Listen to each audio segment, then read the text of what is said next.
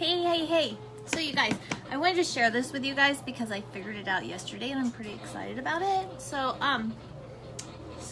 here we go. All right, so yesterday was Memorial Day and the little girls next door, they brought over this great big bag of water balloons. But in this great big bag of water balloons, there's no nozzle thingy. No nozzle thing here, you guys. So, and these aren't like those bunch of balloons where it's super easy.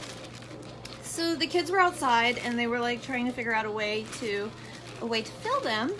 So I had an idea.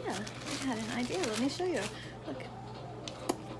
Let me show you what I did. All right, you take the water balloon and you get a water bottle, one that's like a squishy one. You can even buy like a water bottle at the store.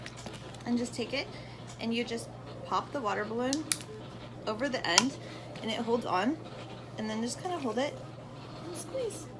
It's the easiest way I've ever found to fill water balloons.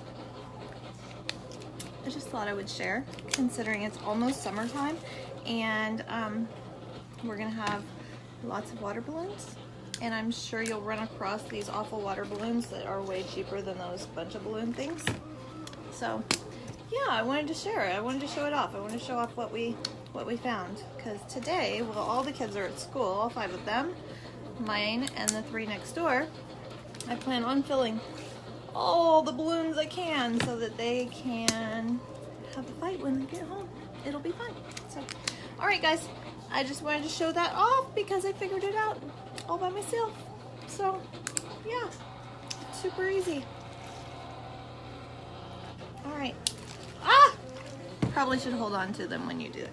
All right, guys, I'll talk to you later. Have a good day.